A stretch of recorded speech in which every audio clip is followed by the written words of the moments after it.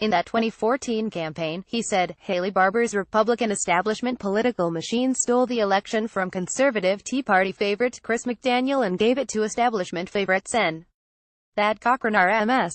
Walters, a friend of McDaniel since childhood, had a front-row seat to the momentous 2014 campaign in Mississippi.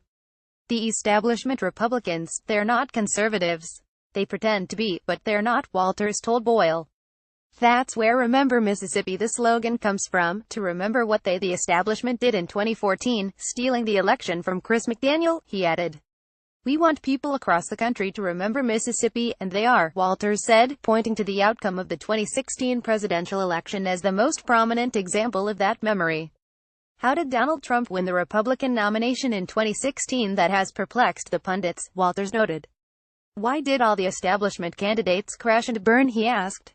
The anger that was generated in Mississippi, and what they did to Chris McDaniel, resonated throughout the country, Walters maintained. As a result, grassroots conservatives retaliated against the Republican establishment, he said, and that retaliation has provided the energy that continues to upset the political world. Without Mississippi in 2014, I don't believe Donald Trump ever gets the nomination. But he did, Walters said. If you hear it from the establishment here in Washington, Thad Cochran is the most conservative guy on the planet, yet Chapter 2 of your book walks us through how Cochran is a liberal wolf in conservative sheepskin, host Boyle noted. Walters agreed. Nobody ever challenged Thad Cochran. Nobody ever looked in depth at his record, Walters said. It was far from conservative. He is one of the biggest spenders on Capitol Hill. He routinely won Porker of the Year. He's been for open borders and some of these other deals that are awful, he noted. Walters criticized the GOP establishment in Mississippi and how it ruined the 2014 Republican U.S. Senate primary. All of these establishment people, none of them are conservative, he told Boyle. Cochran tried to run on being a conservative. Later in the campaign they switched gears. Their theme was if we didn't have Cochran bringing in the bacon, we would really be bad, but bringing in the bacon, he argued, actually hurts Mississippi. Pork barrel spending hurts the local economy. Chris talked about that throughout the campaign, he noted, pointing out that McDaniel's message in the 2014 campaign was maybe it's time to change the players on the team.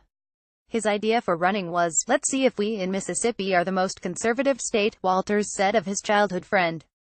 So the stage was set for a classic battle between two competing forces. This was really the personification of the divide in the Republican Party. It was an ideological battle, Walters pointed out. We believe the Mississippi Republicans did make a choice, and it wasn't Thad Cochran, Walters said, in reference to the stolen nature of the runoff. Walters then explained how Haley Barbour, former governor of Mississippi and a lifelong power broker, engineered the stealing of the 2014 election from Mississippi Republicans. This is the most incredible political machine I've ever seen, Chris told me. Haley Barbour has one of the most well-funded machines. That's one of the things that drives the corruption in Mississippi. Mississippi has been called the most corrupt state in the country. That's how political machines exist. There's always been one machine in Mississippi, and only one. Chris built a rival organization. This machine controls the offices in Mississippi. Most politicians grovel to him, Barbour, and Chris would not do it. The Barbour machine could not let Cochran lose that Appropriations Committee chairmanship. He beat Cochran and he beat that team, not once but twice, Walters said, referencing not the electoral outcome, which resulted in a victory for Cochran by a few thousand votes, but the votes of Republicans in the primary. Walters then described how the Barbour political machine used what he called race-baiting ads and handed out walking around money in black communities that usually voted Democrat during the 3-week period between the first primary election in June 2014 in which McDaniel finished slightly ahead of Cochran but just shy of the needed 50% majority to be declared the victor in the runoff election in which Cochran eked out a narrow victory over McDaniel. You can hear the interview here.